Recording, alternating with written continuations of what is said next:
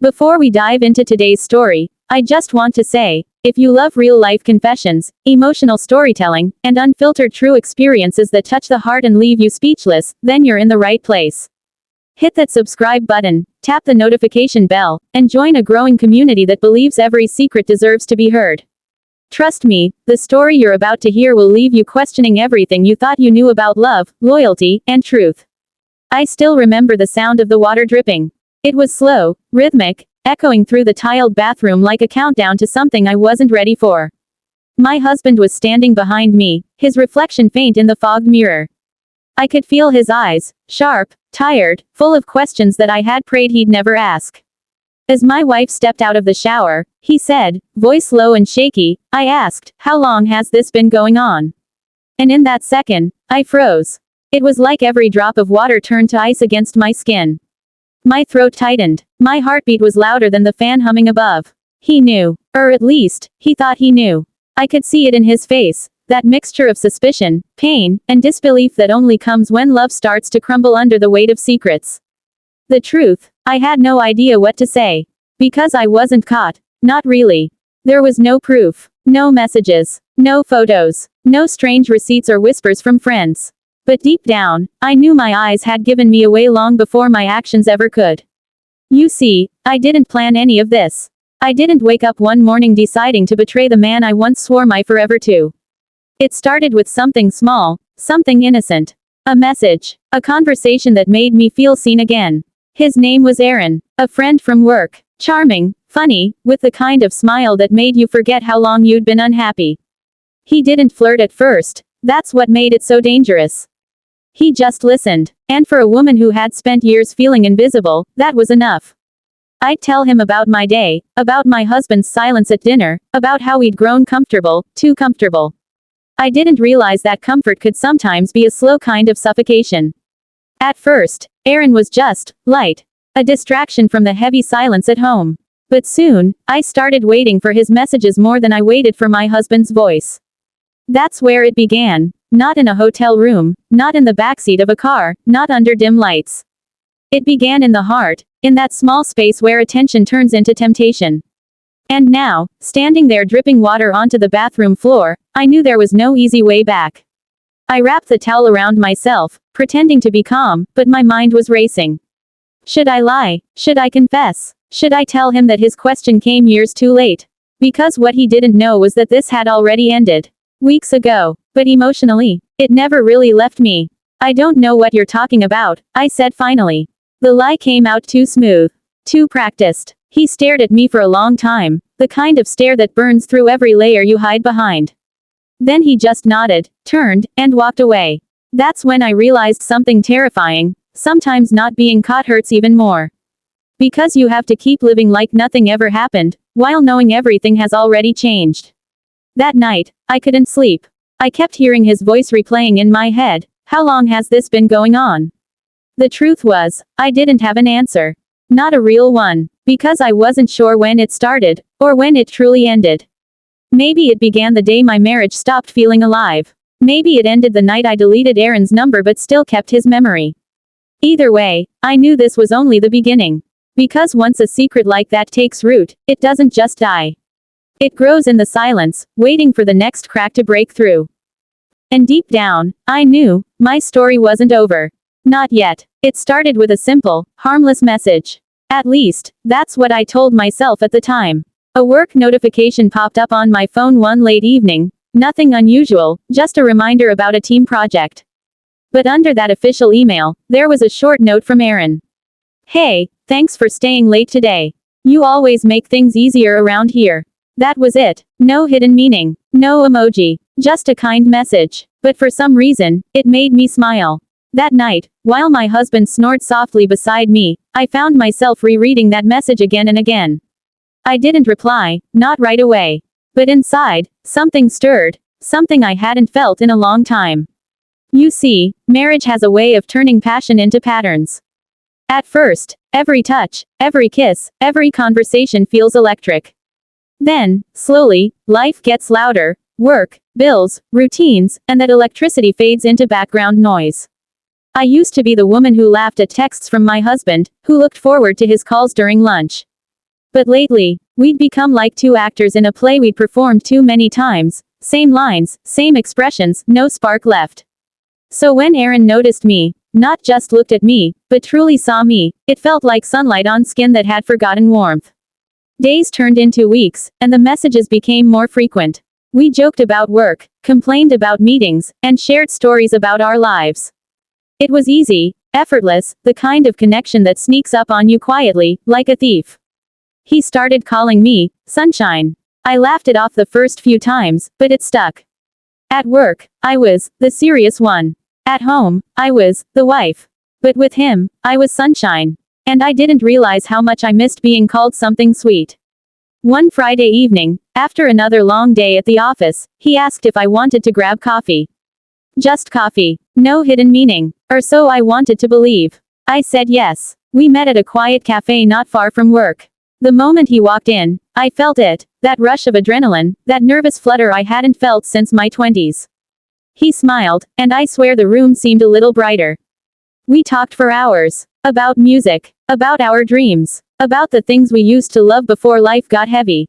He made me laugh in ways my husband hadn't in years. And when he looked at me, really looked at me, I saw something in his eyes that I'd been starving for, desire mixed with admiration. When I finally got home that night, I could still feel the warmth of his hand brushing mine when he said goodbye. I told myself it was just friendship. But I knew I was lying. The next day, I found myself dressing up a little more carefully for work. A touch of perfume, lip gloss, small things, but they felt like whispers of something forbidden. Aaron noticed. "You look incredible today," he said, his voice low but deliberate. I blushed, laughed it off, but inside, my heart raced. That moment, that tiny, electric moment, was the spark that lit the fire I couldn't put out. We started finding excuses to spend more time together. Working late, accidental, lunch breaks, shared rides after meetings. It wasn't physical, not yet. But emotionally, I was already crossing lines I swore I never would. The truth is, it wasn't about the thrill. It was about being seen. Being wanted. Because for years, I'd been craving more than just love, I wanted to feel alive again. I remember one night vividly. It was raining, the office nearly empty. Aaron and I stood by the window, watching the city lights blur through the glass. He said softly, "You know, if I were your husband, I'd never let you feel this lonely." I didn't respond. I couldn't. My throat tightened, and for a moment, all the walls I'd built began to crumble. When he finally touched my hand, it wasn't lust, it was understanding. The kind that says, "I know how much you've been hurting." And that was the moment I knew I was in trouble. Because once someone makes you feel understood in a way your partner no longer can, it's no longer just about curiosity, it's about connection. From that night on, every time my phone buzzed, I hoped it was him.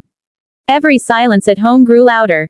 Every glance from my husband started to feel like guilt pressing against my chest. But the worst part, I didn't want to stop. Because for the first time in years, I felt alive. I didn't realize it back then, but that coffee, that touch, that one dangerous connection, it was the beginning of everything that would later tear my heart apart. And when my husband finally asked that question, "How long has this been going on?" it wasn't just about the affair.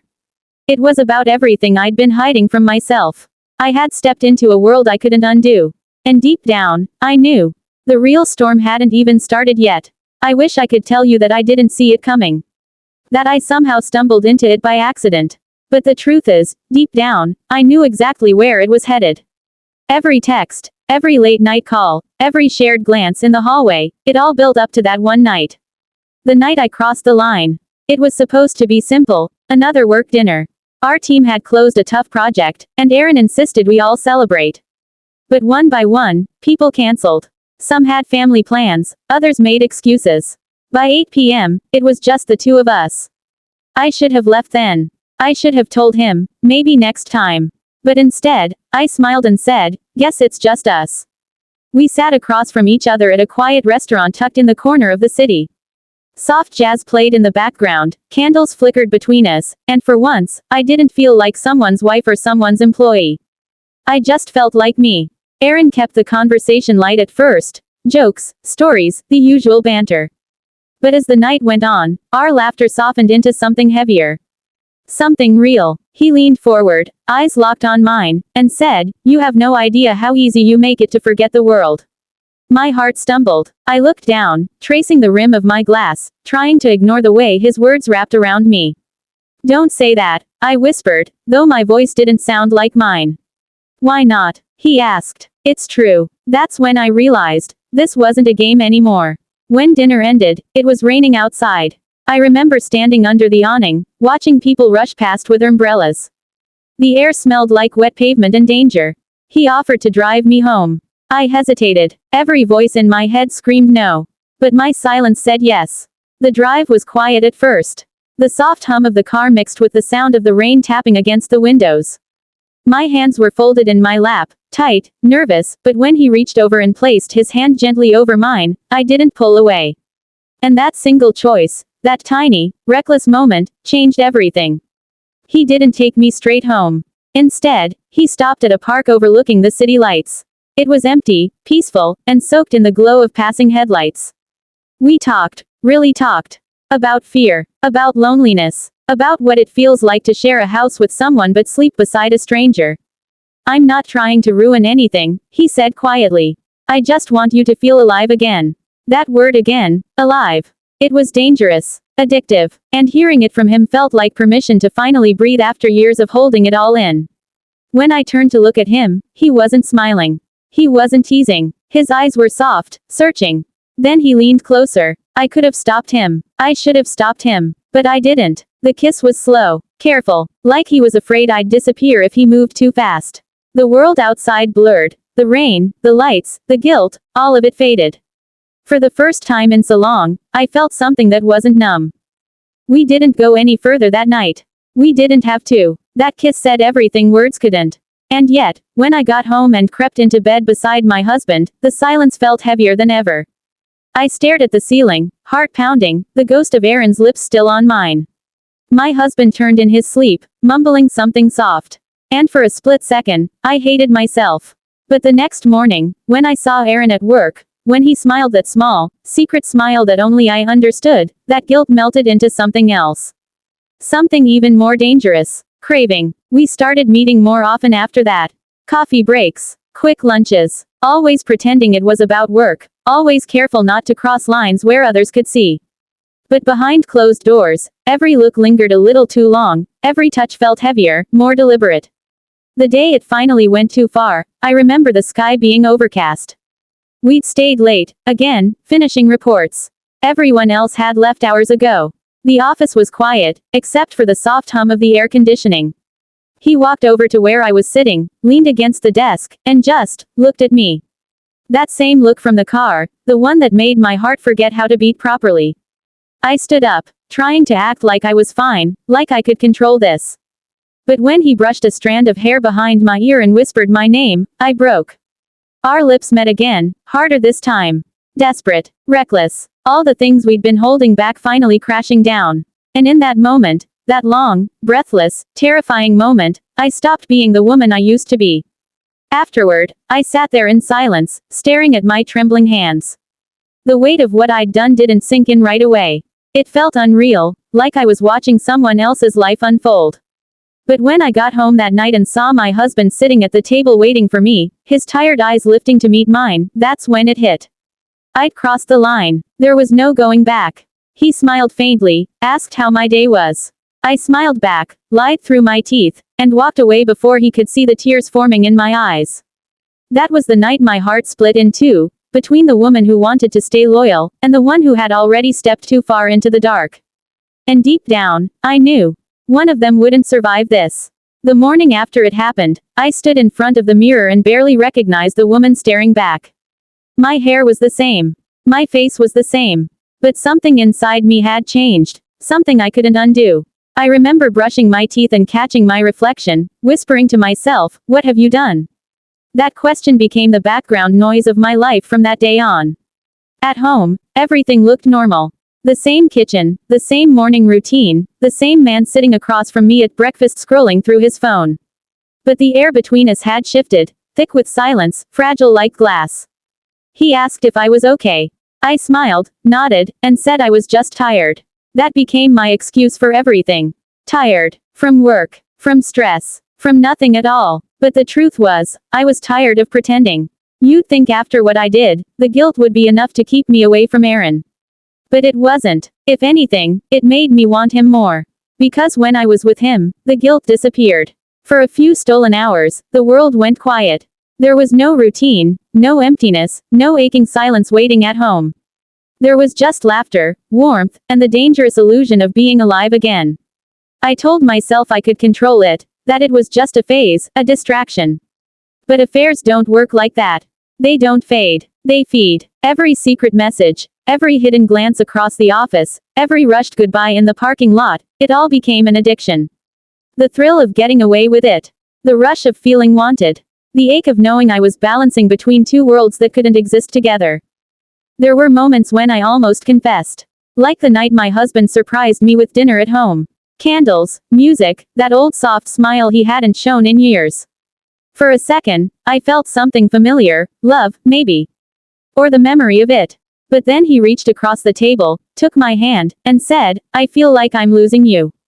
That sentence hit me harder than any accusation could. I froze. I wanted to tell him the truth. I wanted to say, "You already have." But I didn't. I just squeezed his hand and said, "You're not." He smiled, relieved, trusting, and I hated myself for lying. That night, when he kissed me goodnight, it felt strange. His lips were soft, kind, and real. But I couldn't feel anything. Because part of me was already elsewhere. With Aaron. The next day, I saw Aaron waiting for me outside the building. His grin was the kind that could melt through guilt. He held my hand in the car, brushed his thumb over my fingers, and said, "I missed you." I wanted to tell him to stop. To tell him that we couldn't go on. But then he looked at me with that mix of care and danger, and my resolve shattered. We went to a small place outside the city, a quiet cafe where no one knew us. We talked about everything and nothing. He told me about his childhood, his fears, his dreams. And when he said he couldn't stop thinking about me, I believed him. That day, we crossed more than just lines. We crossed into something I couldn't escape. From then on, guilt and thrill became two sides of the same coin. Every moment of passion was followed by waves of shame. Every lie at home came with a silent apology that he never heard. My husband started noticing the distance. He'd ask, "Why do you smile at your phone so much lately?" Or, "Why are you always working late?" And every time, I had an answer ready. Too ready. Because that's what infidelity teaches you, how to become a convincing actor in your own life. But lies have a strange way of leaking through. It was in the way I avoided eye contact. The way I pulled away when he tried to hug me. The way I laughed too quickly, too loudly, when he asked questions I didn't want to answer. He didn't say it then, but I could see it, the doubt growing behind his eyes. One night, as I was texting Aaron in bed, my husband stirred beside me. I quickly locked my phone, heart racing. He looked at me sleepily and said, "You've been distant lately." I forced a laugh. "Just work stress." He nodded, turned over, and went back to sleep. And I lay there, staring at the ceiling, the glow of my phone screen still haunting my vision. I thought about Aaron, his warmth, his words, his hands, and then I thought about my husband, lying inches away, completely unaware of the truth. That's when it hit me. I wasn't the same person anymore. I wasn't the woman he married. I was living a double life, one built on love, the other on escape. And I knew, deep down, that both couldn't last. Because eventually, every secret demands to be found. And mine was running out of places to hide. It was a Sunday morning, quiet, still, deceptively normal. The kind of morning where the sunlight feels too soft for the weight that's about to crash down on you. I woke up to the smell of coffee, the hum of the kettle, and the sound of my husband moving around in the kitchen. For a brief second, it felt peaceful, like the old days, before everything became so complicated. I remember thinking, maybe I can still fix this. Maybe it's not too late. But then I walked into the bathroom, turned on the shower, and everything changed. The steam fogged up the mirror, and while I stood there letting the warm water hit my skin, my mind was miles away. With Aaron. Always with Aaron. I thought about our last message. How he said he missed me. How he wanted to see me again. And deep down, I knew I couldn't keep this going. Not anymore. Because every lie was beginning to feel heavier than the last. I stepped out of the shower, wrapped the towel around me, and that's when I heard his voice. Steady. Cold. Almost calm. How long has this been going on? The words froze me where I stood. I didn't turn around. I couldn't. For a split second, I thought I'd misheard him.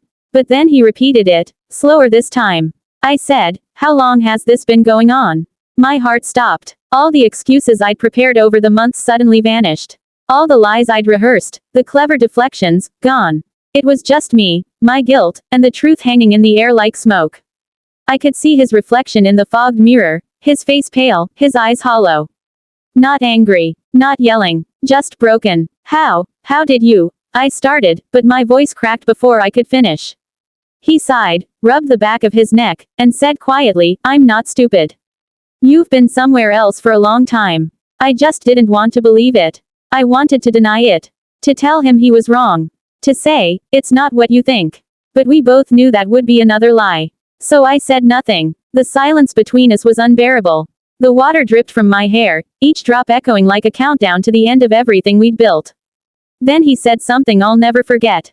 I kept waiting for you to come back to me, but you never did. That's when the tears came, slow at first, then uncontrollable. Not because I was caught, but because I finally realized what I'd done. I'd been chasing something that felt like love, when all along, I was just running from my own emptiness. I'm sorry, I whispered. I never meant to hurt you. He looked at me for a long time. Then why did you? I didn't have an answer. Because the truth was ugly. I wasn't lonely because of him. I was lonely because somewhere along the line, I'd lost myself. And Aaron didn't fix that. He just distracted me from it. He didn't yell. He didn't throw things. He just nodded, walked out of the bathroom, and closed the door behind him. That sound, the door clicking shut, was louder than any scream could have been. I stood there, alone, shaking, trying to breathe through the ache in my chest. I knew it was over. Even if he never left me, even if he stayed out of habit or history, something between us had died the moment he asked that question. The next few days were a blur. We barely spoke. He slept on the couch. I tried to act like life was normal, but everything felt hollow. The house that once held laughter now echoed with silence. I stopped seeing Aaron after that. I told him it had to end, that I couldn't keep lying anymore. He tried to change my mind, said we could start over, run away, make it work. But I was done chasing temporary happiness at the cost of permanent damage. Ending it didn't erase the guilt. It didn't make me feel noble or brave. It just made the silence louder. Sometimes, late at night, I still hear that question in my head. How long has this been going on?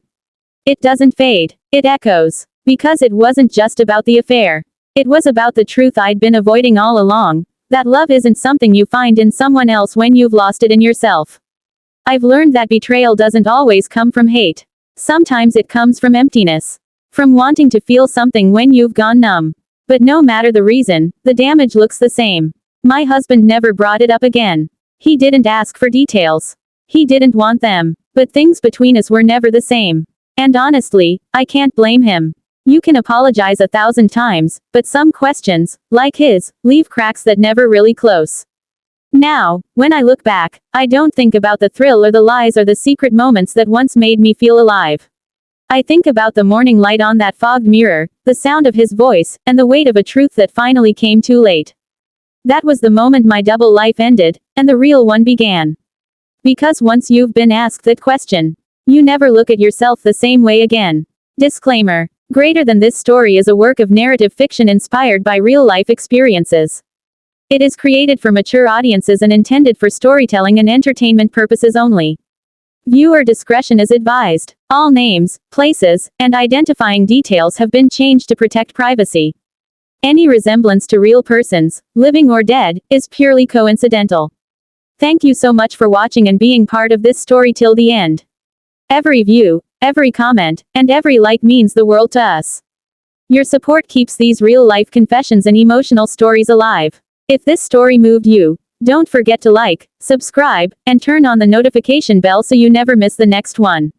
We share new true-life confession stories every week, raw, emotional, and unforgettable.